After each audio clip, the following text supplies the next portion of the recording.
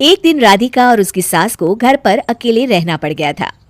तब विजय जाते जाते कहता है, सुनो, ताला लगा के सोना, अच्छे से खिड़की दरवाजे चेक कर लेना और मम्मी का बीपी भी चेक कर लेना। हाँ जी, कोई दिक्कत नहीं है। अब आप आराम से जाइए शादी में, मैं मम्मी जी का पूरा ख्याल रखूंगी।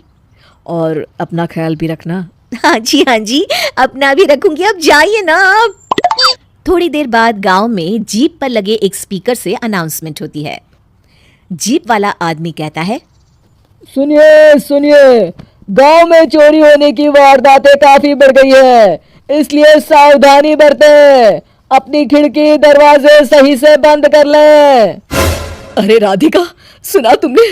मुझे तो बड़ी घबराहट हो रही है। नहीं मम्मी जी, आप घबराइए मत, मैं हूं ना।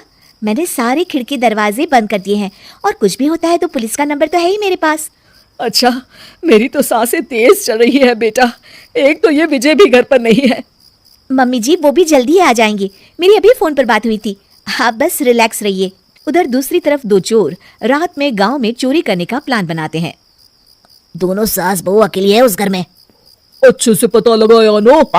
हाँ, कोई और नहीं है घर पर। अच्छा मौका है हाथ साफ करने का। अरे वाह, अब आएगा मजा। देर रात को जब सब कुछ सुनसान होता है, दोनों चोर गांव की तरफ निकल जाते हैं। अरे कौन सा घर है? वो कोने वाला, तुम बस मेरा पीछा करो। ठीक है। दोनों दबे पांव बचते बचाते राधिका के घर के बाहर तक पहुंच जाते हैं। ये सास बहू बड़ी चालाक है, कितना कस के सब बंद किया हुआ है, एक भी खिड़की नहीं खुल रही। चोर खिड़की खोल ही रहा होता है कि तभी बिजली जोर से कड़कती है और चोर डर जाता है। राधिका की सास भी चौंक कर उठ जाती है। राधिका भी उठ जाती है। क्या हुआ माँ जी? घबराइए मत, मैं आपके पास ही हूँ। तुमने कुछ आवाजें सुनी? माँ जी, बस बिजली कड़की है, आप बेवजह परेशान हो रही हैं। मैं आपके लिए पानी लेकर आती हूँ। ठीक है बेटा। राधिका जैसे ही पानी लेने के लिए उठती है, उसे खिड़की से चोर की परछाई दिखती है। ये देखते राधिका थोड़ा घबरा जाती है। वो अपनी सास को इशारा करती है। उसकी सास भी चोर को देखकर डर जाती है। शांत हो जाइए मम्मी जी। श्श। अरे मगर कैसे बेटा? हे भगवान, विजय को फोन लगा बेटा। माँ जी, इस वक्त अचानक वो पहुंच भी नहीं पाएंगे। मैं कुछ करती हूँ, आप बस शांत रहिए। उधर चोर अपने काम में लगा हुआ है। वो सब सामान देख रहा होता है। तभी उसको आवाज आती है, सुनिए जी, देखिए तो खिड़की के पास कोई है। मुझे लगता है चोर है। अरे इसका पति तो घर पर है। नहीं, वो बाहर गया हुआ है, मैंने उसे खुद बस से जाते हुए देखा था। तो ये बातें किससे कर रही है? राधिका जानबूझकर जोर जोर से बातें करने लगती है। सुनिए जी, जल्दी आइए ना बाहर, मुझे पक्का शक है कि घर में कोई घुस आया है। अरे लगता है इसका पति आ गया है, ये दोनों अकेली नहीं है। भोलू की जानकारी तो गलत थी, भागो। चोर घबराकर जल्दी जल्दी बाहर की ओर भागने लगते हैं।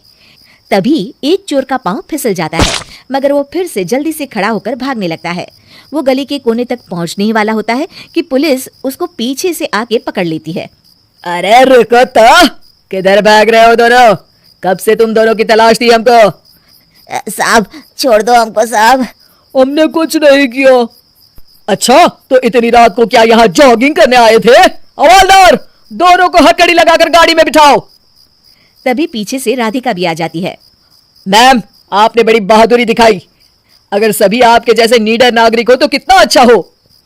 सर, आपको मेरी सासू माँ ने फोन किया था, उनका ही आइडिया था ये।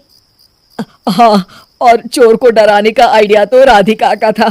बहुत ही समझदार और नीडर है मेरी बहू। चलिए, आप दोनों का ही बहुत बहुत शुक्रिया। आपने इन चोरों को पकड़वाकर देश की मदद की है। और हाँ, पुलिस स्टेशन आकर अपना इनाम जरूर से ले लीजिएगा। और अगले दिन विजय शहर से आ जाता है। वो अखबार में तस्वीर देखता है जिसमें राधिका और माँ इनाम ले रहे होते हैं। माँ, आपको कोई चोट तो नहीं आई है ना? अरे ना बेटा ना, जब तक राधिका साथ है तकलीफ कैसी। राधिका, तुम ठीक तो हो ना? I am so proud of you Radhika, तुम बहुत ही समझदार हो।